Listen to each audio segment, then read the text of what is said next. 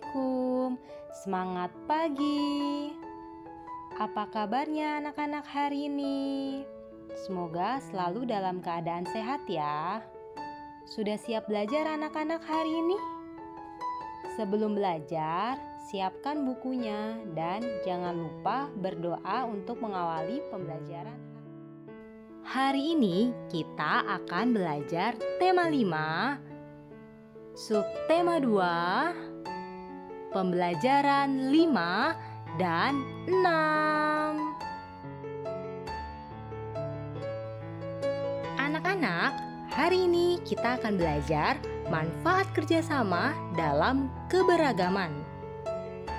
Anak-anak ada yang tahu tidak? Apa itu kerjasama? Ada yang tahu tidak? Wah, hebat! Betul sekali. Kerjasama adalah kegiatan yang dilakukan bersama-sama untuk kepentingan bersama. Dalam melakukan kerjasama, setiap anggota memiliki peran dan kewajiban masing-masing. Kewajiban tersebut harus dijalankan dengan penuh tanggung jawab sehingga tujuan bersama dapat tercapai. Kerjasama dalam keberagaman dapat dilakukan di lingkungan rumah, sekolah, dan di lingkungan masyarakat.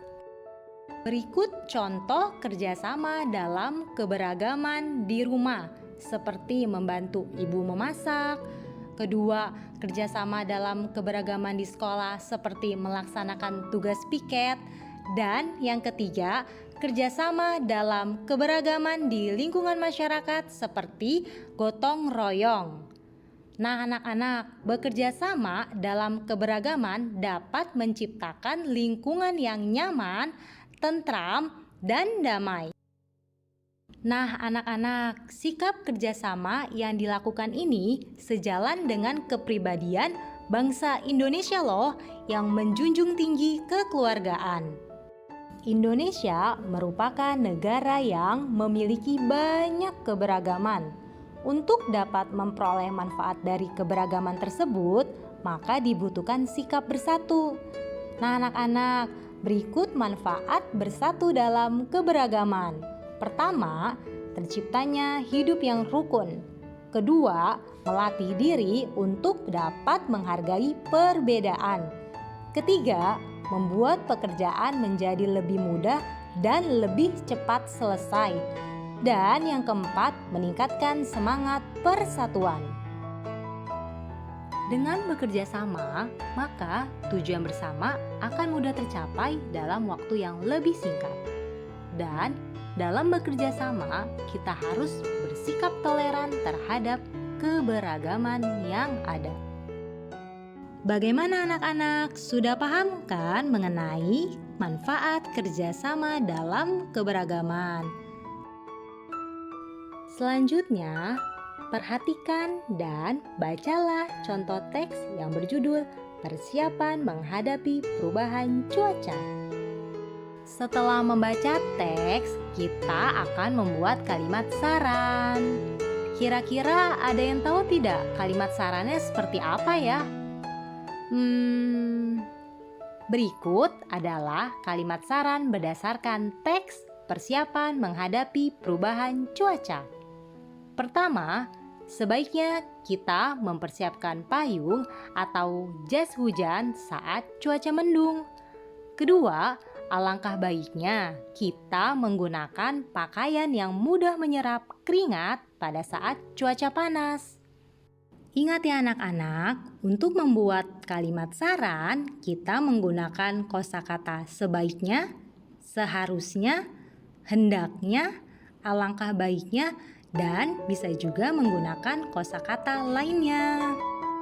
Selanjutnya, kita akan belajar bangun datar segitiga.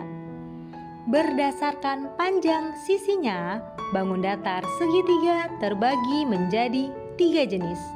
Pertama, segitiga sama kaki. Kedua, segitiga sama sisi.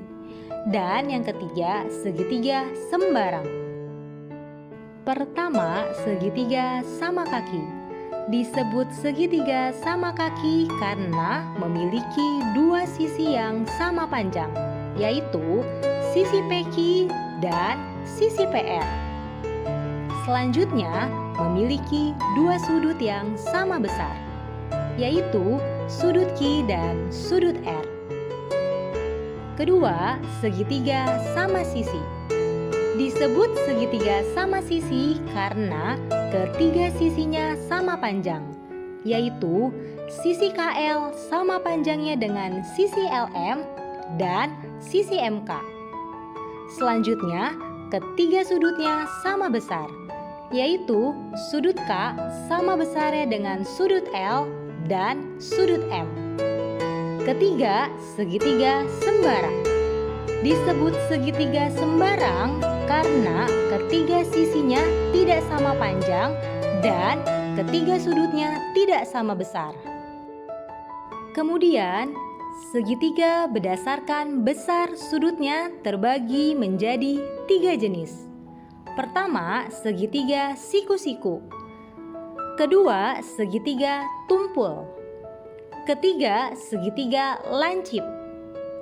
Disebut segitiga siku-siku karena besar salah satu sudutnya sama dengan 90 derajat. Kedua, disebut segitiga tumpul karena besar salah satu sudutnya lebih dari 90 derajat. Dan yang ketiga, disebut segitiga lancip karena besar semua sudutnya kurang dari 90 derajat. Nah, selanjutnya ini adalah contoh bangun datar yang berbentuk segitiga dalam kehidupan sehari-hari. Ada gantungan pakaian, kemudian ada atap rumah, dan ada penggaris yang berbentuk segitiga.